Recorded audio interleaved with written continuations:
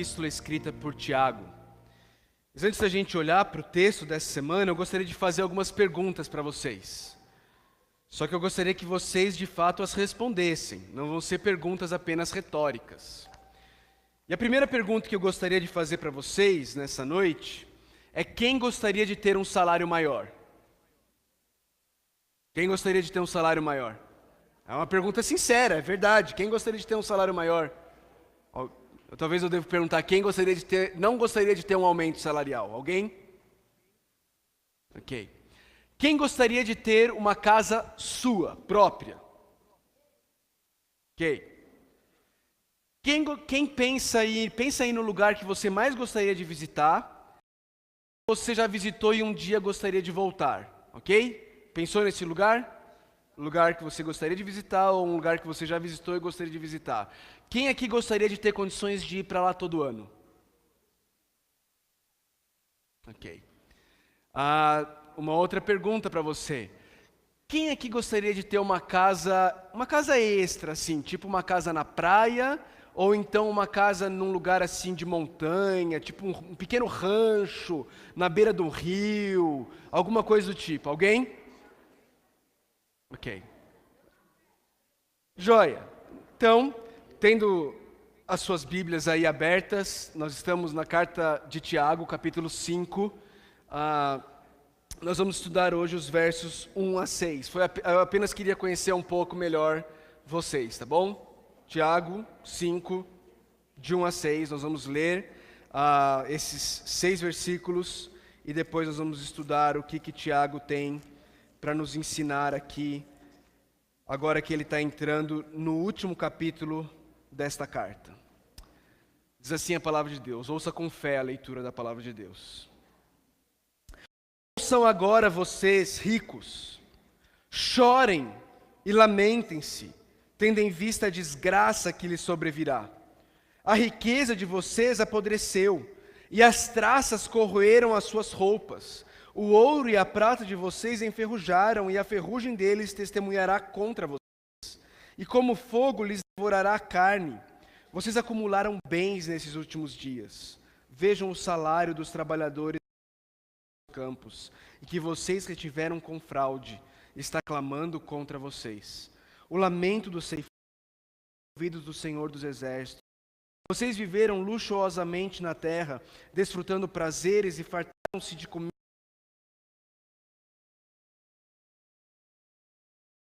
Ele ofereça resistência. Vamos orar ao Senhor. Santo Deus, Pai de amor, nós estamos diante da Tua palavra, da Tua poderosa palavra, Deus. Mas nós nos sentimos incapazes, nós nos sentimos e reconhecemos que nós somos incapazes de administrar a Tua palavra para o Teu povo, a menos que o Teu Santo Espírito opere de maneira sobrenatural e poderosa, Deus. Senhor, nós lembramos constantemente da promessa que o Teu Filho, o Senhor Jesus Cristo, fez aos discípulos, quando Ele disse que Ele iria, mas Ele enviaria o ajudador, e que Ele seria aquele que nos capacitaria para cumprir a obra que sem Ele nós somos completamente incapazes de fazer. Por isso, Deus, confiados no Teu Santo Espírito, crentes de que Ele opera em nós e Ele usa a palavra dEle, a espada dEle, para operar em nossas vidas, nós suplicamos que o Senhor possa agir de forma poderosa no nosso meio, Deus. Que a Tua palavra possa ser não apenas entendida, mas que a Tua palavra possa penetrar fundo em nosso coração, possa revelar nossas intenções. Que o Teu Santo Espírito use a palavra dEle para nos convencer do pecado, da justiça e do juízo, e que Ele possa fazer aquilo para o que Ele foi enviado para fazer, apontar para Jesus Cristo, de forma que Jesus Cristo possa ser exaltado e glorificado em nossas vidas nessa noite, Pai. Esse é o nosso desejo. Nós suplicamos, Deus, por misericórdia e graça da parte do Senhor, através da pregação da palavra do Senhor. É em nome de Jesus que nós oramos. Amém. Irmãos, nós estamos estudando a carta do apóstolo Tiago. Nós já estamos caminhando para o final dessa carta. E agora, quando Tiago entra nesse último capítulo, ele faz uma mudança de direção. Ele faz uma mudança não apenas de direção, mas ele faz uma mudança de destinatário. Tiago estava escrevendo para a igreja, aquelas pessoas as quais ele pastoreou em Jerusalém, mas que haviam sido espalhadas por toda a região por causa da perseguição que se abateu sobre a igreja de Jerusalém. Mas quando chega no capítulo 5, nesses primeiros 6 versículos, Tiago, ele muda o público com o qual ele está lidando. Ele agora não mais se dirige aos irmãos em Cristo, mas ele agora se dirige aos ricos opressores que estavam oprimindo os pobres da igreja do Senhor Jesus Cristo. A gente sabe que na igreja para a qual Tiago está escrevendo, também existiam pessoas pobres, mas não é a esses que ele está escrevendo. A gente aprendeu e leu, por exemplo, no versículo 10 do capítulo 1, que existiam ricos naquela igreja.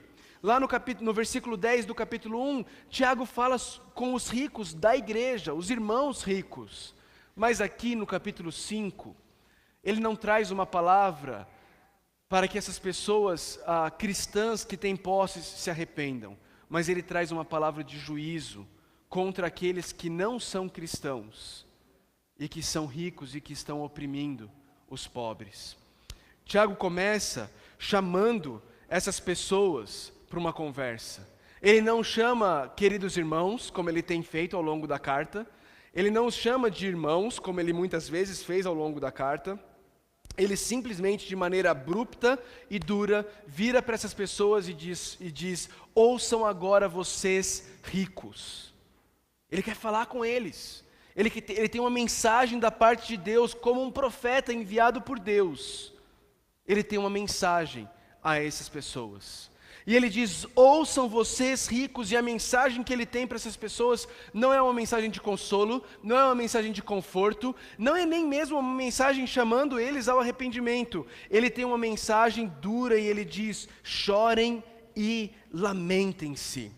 Chorem e lamentem-se. Essa palavrinha que foi traduzida nas nossas versões como lamentem-se, ela aparece apenas e tão somente nos profetas do Antigo Testamento, e sempre que ela aparece, ela está no contexto de juízo, ela está no contexto de condenação, ela está no contexto de um profeta de Deus vindo e trazendo uma palavra dura, uma palavra de condenação e juízo contra aqueles que estavam oprimindo os pobres, contra aqueles que não estavam obedecendo a palavra de Deus. Essa palavra aqui, ela nos traz a clareza de que o que Tiago está falando aqui não é apenas de um juízo terreno, não é apenas de Deus trazendo dificuldades à vida terrena dessas pessoas, mas Ele está remetendo essas pessoas à realidade de que um dia elas estarão diante do Rei dos Reis, do Senhor dos Senhores, daquele que é dono de todo o ouro e de toda a prata, e elas vão ter que prestar contas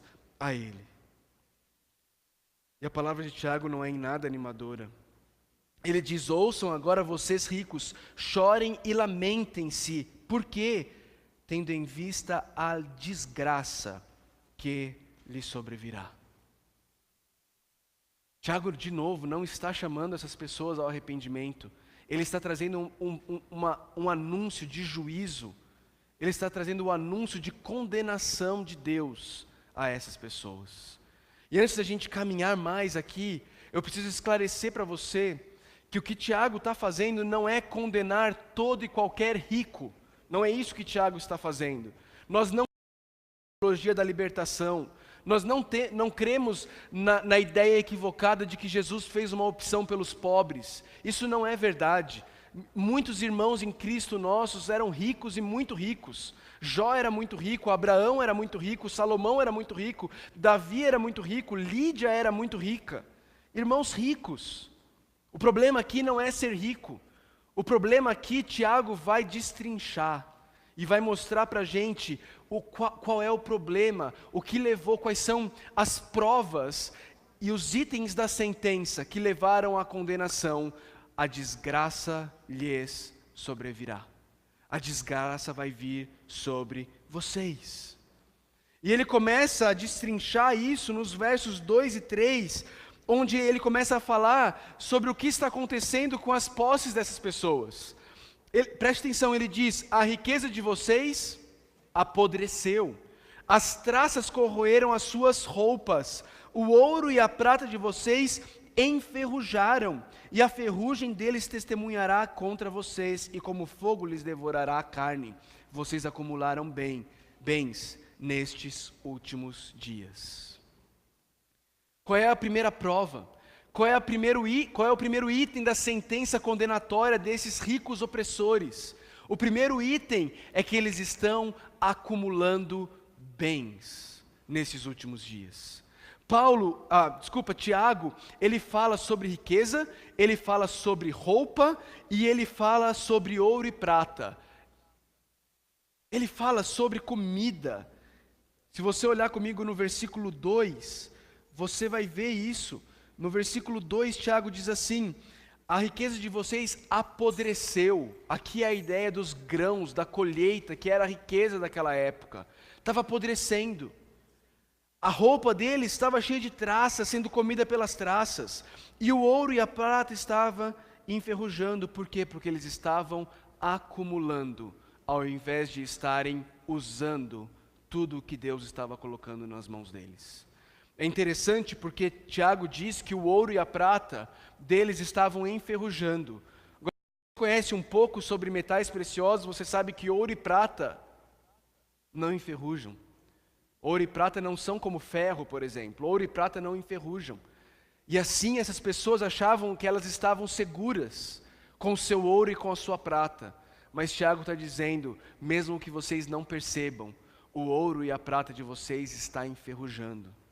Talvez a aplicação seria, não, mas os meus recursos estão todos aplicados, eu não estou com dinheiro debaixo do colchão, está rendendo juros, eu não estou perdendo.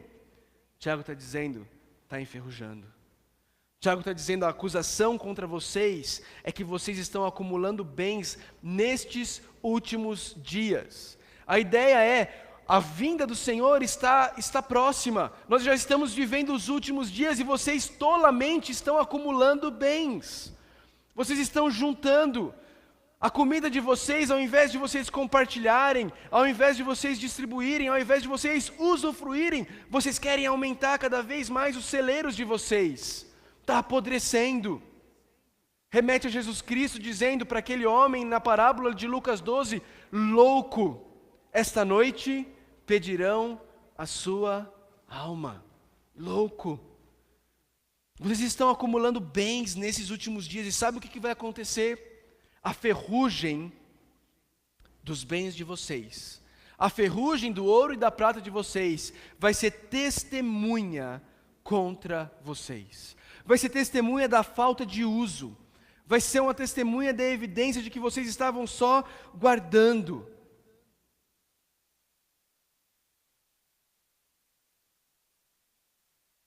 Queridos, o que Tiago está dizendo aqui é que riquezas e posses materiais são transitórias e são indignas da confiança. Mas o que estava acontecendo aqui é que essas pessoas confiavam naquilo que elas podiam tocar. E elas achavam que se elas guardassem mais comida, se elas acumulassem mais roupas, se elas tivessem mais ouro e mais prata guardado, elas estariam seguras, elas estariam protegidas. Não é essa a nossa mesma tentação? De pensar que se nós acumularmos um pouquinho mais, de que se nós guardarmos um pouquinho mais, se nós tivermos seguro disso, seguro daquilo outro, e tudo mais que a gente possa ter, uma aposentadoria pública, uma aposentadoria privada, todas as nossas opções, se a gente conseguir fazer tudo isso, aí a gente tem um senso de segurança. A gente acha que nada mais vai poder nos deter. Se eu passar naquele concurso público, eu tenho estabilidade. A minha estabilidade depende de uma convocação, não depende mais do meu Deus. A minha estabilidade depende da minha capacidade de passar num concurso. A minha segurança está na minha própria capacidade de acumular riquezas. Tiago está dizendo, a ferrugem deles testemunhará contra vocês. E veja como a linguagem de Tiago não é uma linguagem de chamar para o arrependimento, mas é uma linguagem de condenação. E ele diz, e como fogo lhes devorará a carne. Palavras duras. Talvez algumas das palavras mais duras de todo o Novo Testamento no que diz respeito ao acúmulo de riquezas, a confiança nas riquezas.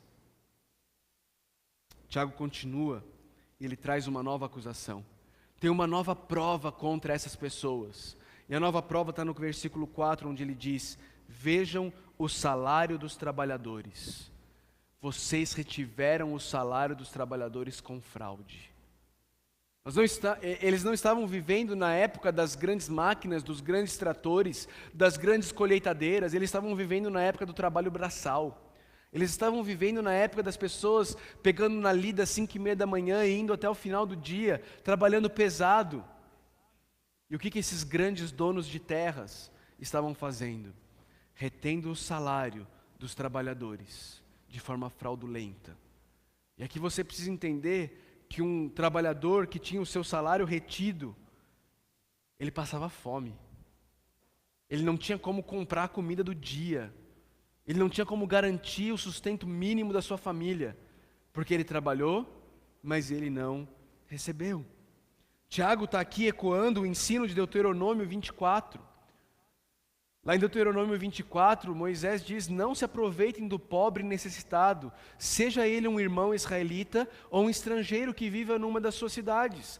Pague-lhe o seu salário diariamente, antes do pôr do sol, pois ele é necessitado e depende disso. Senão, ele poderá clamar ao Senhor contra você e você será culpado de pecado.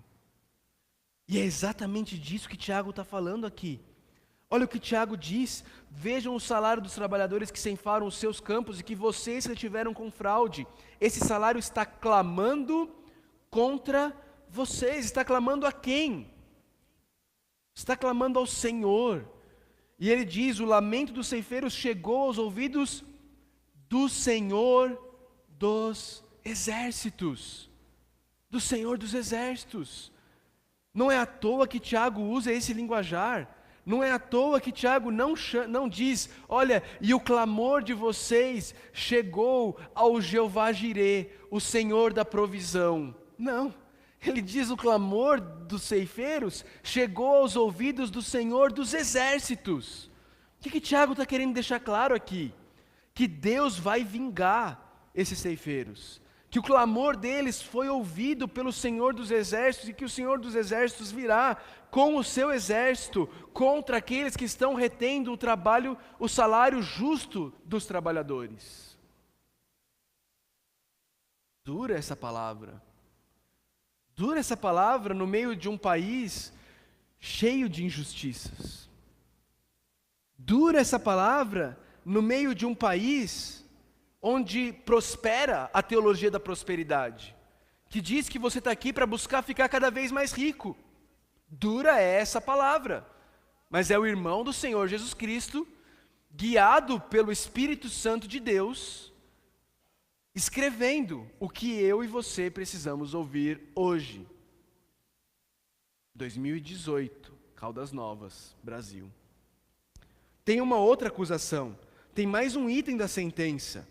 Ele diz: vocês viveram luxuosamente na terra, desfrutando prazeres, fartaram-se de comida em dia de abate. Tiago usa aqui uma figura muito interessante. Ele diz: vocês ricos opressores, vocês são tolos, vocês são como novilhos gordos, novilhos jovens sendo engordados para serem ceifados, para que os outros possam fazer uma picanha sua assada. É disso que se trata. Vocês são tolos, vocês acham que vocês estão se fartando, que vocês estão crescendo, vocês só estão engordando para o dia do abate. O dia do abate está chegando, e vocês continuam comendo. Vocês continuam vivendo de forma luxuosa na terra. E aqui não tem como não deixar de lembrar da história que Jesus contou sobre Lázaro e o rico. E quando Lázaro pede a Abraão que jogue um pouquinho de água, Abraão fala assim: olha, você já desfrutou dos prazeres enquanto você estava na terra. Agora Lázaro está aqui e ele está desfrutando. E o seu lugar agora é aí.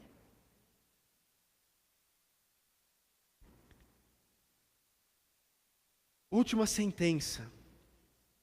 Além de tudo isso, vocês ricos, ímpios, incrédulos, opressores, vocês têm condenado e matado o justo, sem que ele ofereça resistência. Parece que Tiago vai fazendo uma progressão. Ele vai progredindo na acusação dele. Eles não apenas acumularam riquezas para eles, eles não apenas deixaram de pagar o que era devido às pessoas, eles não apenas esbanjaram numa vida luxuosa, numa vida de prazeres, enquanto outros sofriam, mas ao fazerem tudo isso, eles sentenciaram o justo à morte. Eles sentenciaram inocentes à morte. É isso que Tiago está dizendo que acontece quando ricos opressores esfolam e exploram pessoas sem lhes pagar o que é devido, sem lhes pagar o que elas mereciam receber pelo duro trabalho que elas realizaram. Tiago está dizendo que é isso que acontece. Essa é a sentença. A sentença é que vocês não apenas se tornaram pessoas gananciosas, mas vocês se tornaram homicidas. Vocês estão matando o pobre. Vocês estão matando o necessitado. Vocês estão matando pessoas que não têm nem sequer poder de oferecer qualquer resistência frente ao poder de vocês.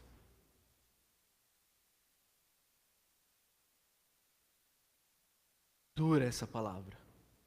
Dura é essa palavra. Se tem uma coisa que me alegra, honestamente, no fato da gente pregar de forma expositiva aqui na igreja, de pegar um texto, um livro da Bíblia e ir explicando ele e aplicando ele trecho por trecho, é que a gente chega em trechos como esses, que provavelmente eu nunca teria escolhido para pregar ele aqui na igreja, se nós não estivéssemos caminhando na carta de Tiago e tivéssemos chegado nele. Mas nós chegamos nele, e nós estamos diante dele, e nós precisamos entender esse texto e entender por que Tiago colocou esse texto aqui. Se esse texto é para incrédulos, se esse texto está lidando com ricos, opressores, incrédulos, por que Tiago inclui isso numa carta que ele enviou para uma igreja? Quero propor alguns motivos.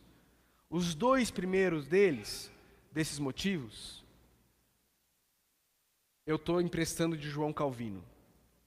João Calvino, no comentário dele sobre esse trecho, ele diz o seguinte, ele diz assim: Tiago tem um propósito para o fiel, o cristão, que eles, qual é o propósito? Que eles, ouvindo do fim miserável dos ricos, duas coisas aconteçam com eles: não invejem sua fortuna, essa é a primeira, e sabendo que Deus será o vingador dos males que sofreram, eles possam suportar estes males com uma mente calma e resignada.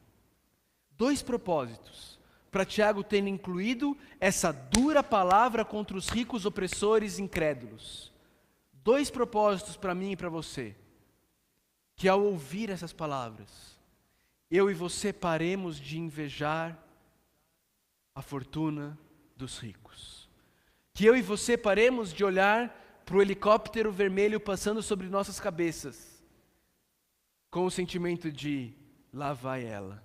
Ah, eu que merecia esse helicóptero. Por que eu não tenho um helicóptero desse? E você daqui de Caldas sabe do que eu estou falando. Que eu e você paremos de olhar para os ranchos à beira-rio Corumbá. Paremos de invejar isso. Paremos de olhar para a vida dos ricos opressores com aquele pensamento: isso que é vida. Isso é mentira, queridos.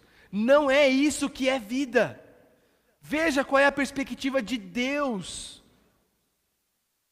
para a vida dos ricos opressores, de pessoas que esfolam o pobre, de pessoas que basicamente praticam uma nova escravidão no século 21.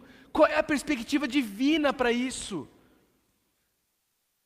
Tiago coloca esse texto aqui para que eu e você paremos de olhar para eles com inveja, para que eu e você paremos de achar que isso que é uma vida realizada, isso que é uma vida de verdade, isso que é uma vida que vale a pena ser vivida, isso é mentira.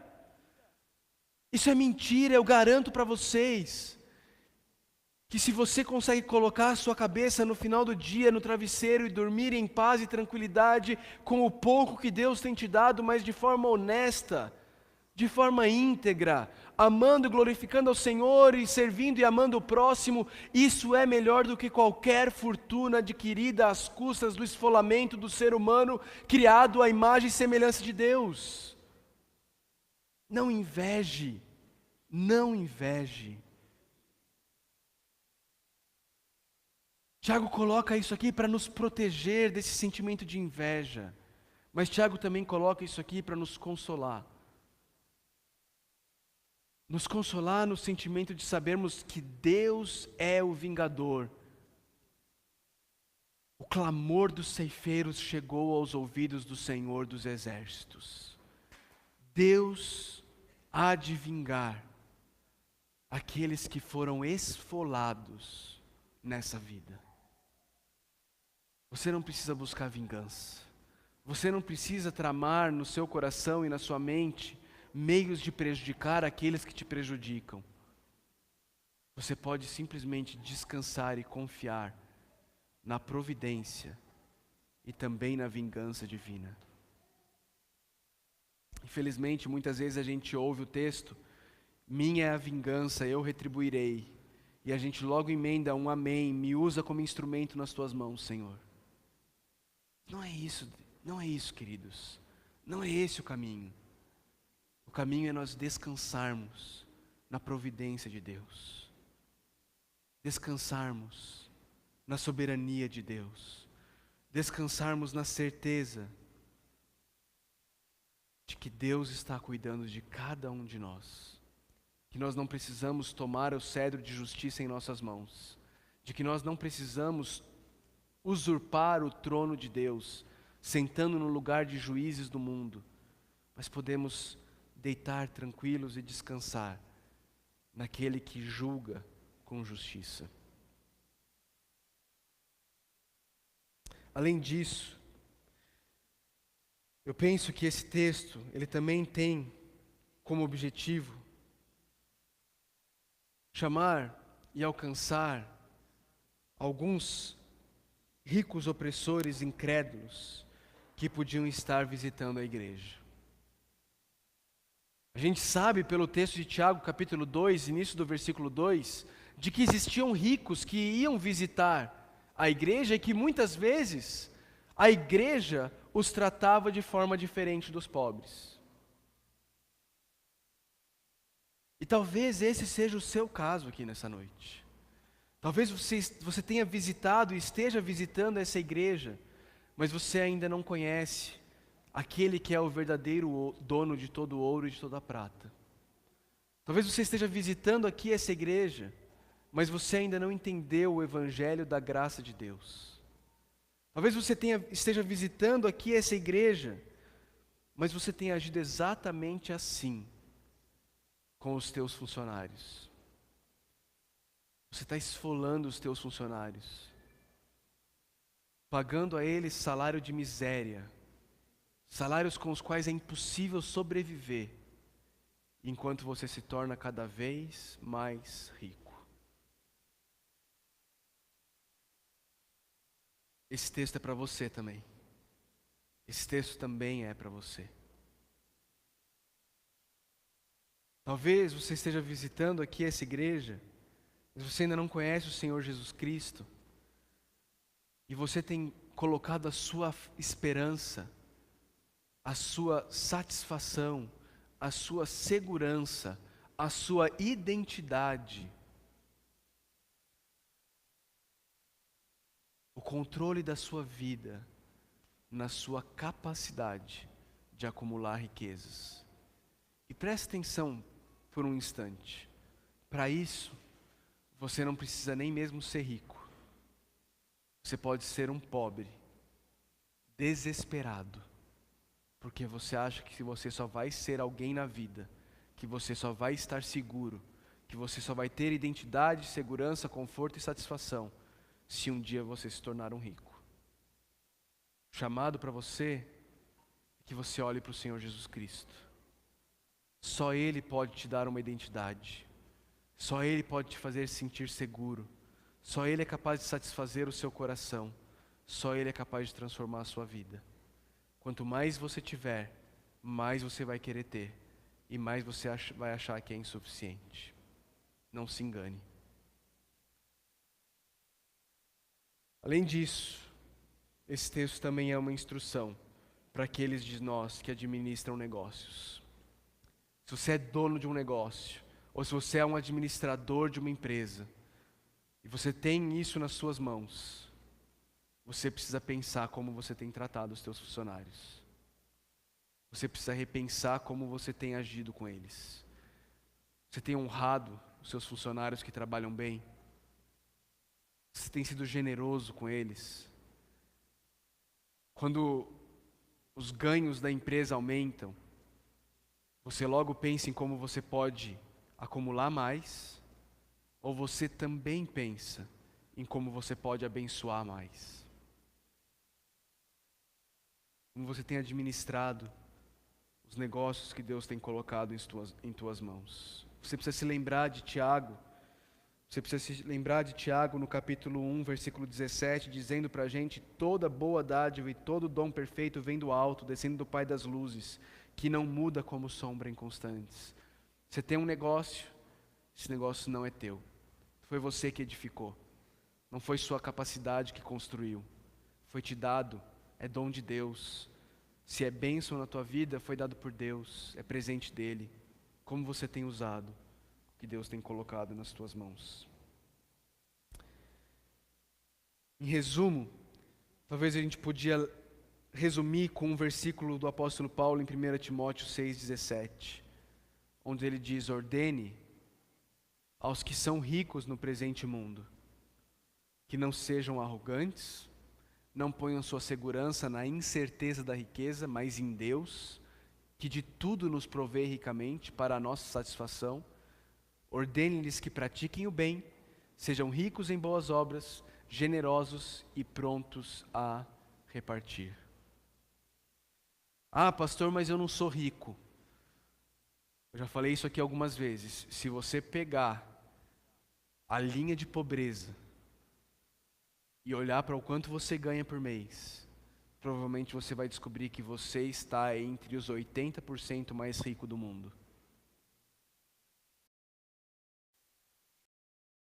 Onde está a sua esperança? De novo, você não precisa ser rico para colocar a sua esperança nas riquezas. Você pode ser um pobre que acha que a sua vida só vai fazer sentido quando você tiver dinheiro, quando você tiver um bom salário, quando você tiver conseguido acumular bastante.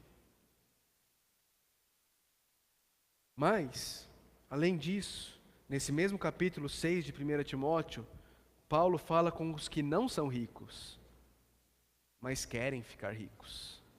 E basicamente a pergunta que eu fiz para vocês no começo do culto era: quantos de vocês querem ser ricos? Você quer um salário maior? Você quer a sua casa própria? Você quer ter a oportunidade de viajar para o lugar dos seus sonhos todos os anos? E quer ter uma casa de férias, na praia ou na beira do rio, num rancho, pescando e acumulando? Sabe qual que é a conclusão real, queridos? É que infelizmente todos nós queremos ficar ricos. E quando Deus nos dá um pouquinho mais, nós não vemos como uma oportunidade de sermos mais generosos, mas nós vemos como uma oportunidade de crescermos um pouquinho mais nesse nosso projeto de ficarmos ricos. Os que querem ficar ricos, Paulo diz, caem em tentação, em armadilhas e em muitos desejos descontrolados e nocivos, que levam os homens a mergulharem na ruína e na destruição. Pois o amor ao dinheiro é a raiz de todos os males. Algumas pessoas, por cobiçarem o dinheiro, desviaram-se da fé e se atormentaram com muitos sofrimentos. Queridos, eu poderia compartilhar testemunho após testemunho de pessoas que foram destruídas, que foram para a ruína e para a destruição por amarem o dinheiro, por caírem na tentação de ficar rico, por caírem na tentação de acumular só um pouquinho mais. Ouça o que Jesus disse em Lucas 12. Alguém da multidão lhe disse: Mestre, diz a meu irmão que divida a herança comigo. Respondeu Jesus: Homem, quem me designou juiz ou árbitro entre vocês? Então lhes disse: Cuidado. E quando Jesus diz cuidado para a gente precisa ter cuidado. Cuidado. Fiquem de sobreaviso contra todo tipo de ganância. A vida de um homem não consiste na quantidade dos seus bens. Como você tem lidado com isso? Deixa eu te contar uma coisa. O texto que a gente leu fala que eles estavam matando o justo sem que ele ofereça resistência. Existe um que de fato é o justo e que de fato foi morto sem oferecer resistência. Esse que é o justo era dono de toda a prata e de todo o ouro. Vivia no conforto e no gozo do relacionamento da Trindade. Vivia no gozo e no conforto da eternidade celestial. Mas decidiu irromper na história. Decidiu entrar no tempo. Decidiu se tornar homem. Decidiu se tornar pobre. Decidiu não ter aonde colocar a sua cabeça. Para que homens pecadores, como eu e como você, pudéssemos ser redimidos das nossas ganâncias. Pudéssemos ser redimidos do nosso desejo de ficarmos ricos. Pudéssemos entender e experimentar que Ele é a verdadeira riqueza. E pudéssemos experimentá-lo com tamanha profundidade, a ponto dele se tornar tudo o que eu e você precisamos. E quando isso acontecer, nós então podermos transbordar em generosidade, não sendo mais escravos do que nós temos, não sermos mais possuídos pelas nossas posses, não mais amando as posses e usando as pessoas, mas amando as pessoas e usando as posses que Deus nos deu para glorificarmos a Deus e servirmos ao nosso próximo. Porque aquele que é Deus, Ele se tornou homem, Ele habitou entre nós, Ele se humilhou, Ele abriu mão de tudo, Ele foi obediente até a morte, morte de cruz, para que eu e você, que agora vivemos, já não vivamos mais para nós mesmos, mas por aquele que por nós morreu e ressuscitou. E que nos chamou a amarmos a Deus sobre todas as coisas e ao nosso próximo como a nós mesmos. Pastor, o que o senhor está dizendo? O senhor está dizendo então que eu não posso mais comprar aquele celular que eu tinha me planejado para comprar? Não é isso que eu estou dizendo. Pastor, o senhor está dizendo que eu não posso mais tirar férias? Não é isso que eu estou dizendo. O que eu estou dizendo, meu amado irmão, minha amada irmã, é o que o Senhor Jesus disse lá em Lucas capítulo 12, versículo 34. Onde estiver o seu tesouro, ali também estará o seu coração. Pegue o seu orçamento. Descubra onde está o teu tesouro. Descubra se o teu orçamento reflete alguém cujo tesouro é Cristo. Descubra se o teu orçamento reflete alguém cujo tesouro é Cristo.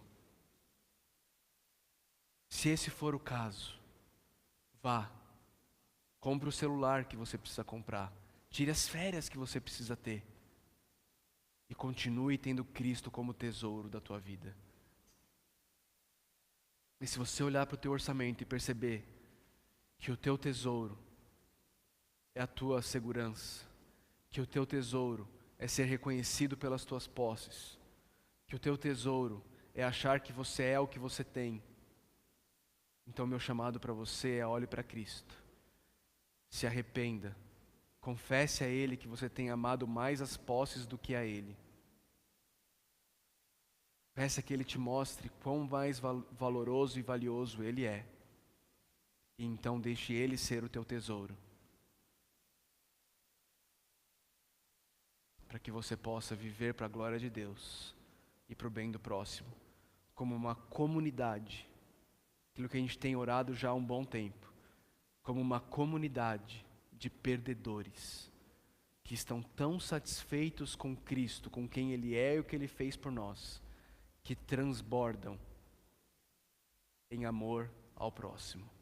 Só que para amar o próximo, eu e você precisamos estar dispostos a perder. Possamos ser essa comunidade de perdedores e não de esfoladores.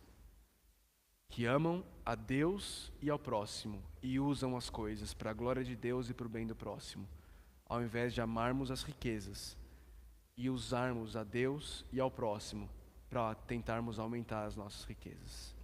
Que Deus tenha misericórdia de nós. Senhor Deus, nós nos colocamos diante do Senhor, clamando por graça e por misericórdia, Senhor. Nós somos tão fracos.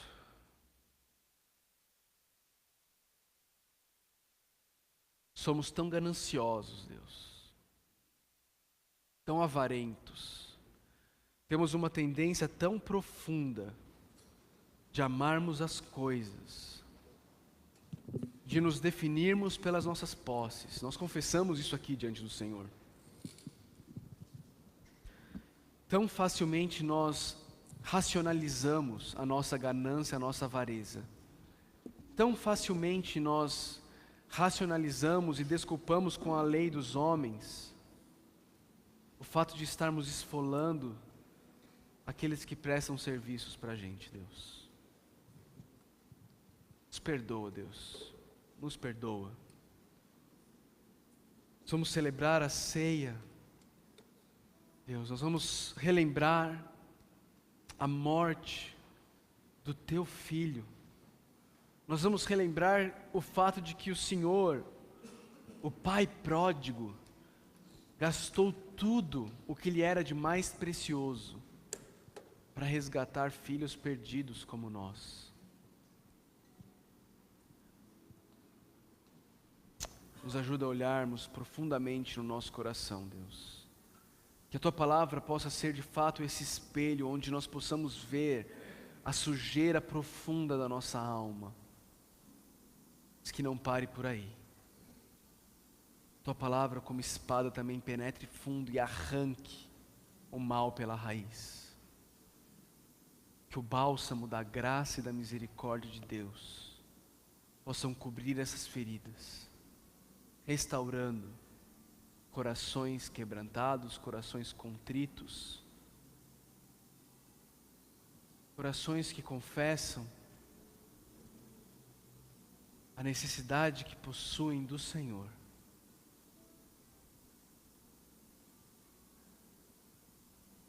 Pai, eu oro pelos meus irmãos e irmãs aqui. Eu suplico ao Senhor que essa não seja apenas mais uma mensagem. Que mais uma vez não ouçamos uma mensagem pensando que fulano, beltrano ou ciclano deveriam estar aqui para ouvi-la.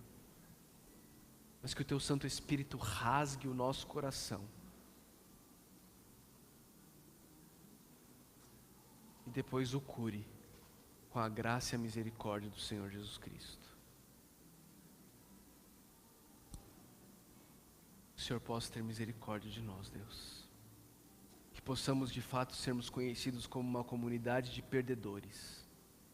Que sejamos tão satisfeitos com a Tua graça e a Tua misericórdia reveladas na cruz de Jesus, a ponto de entregarmos tudo o que nós somos e temos para o bem do próximo e a glória do Senhor, Deus. Nos ajuda, Pai. Sozinho nós não conseguimos. Nós oramos isso, Senhor, em nome do Seu Filho, Senhor Jesus Cristo. Amém.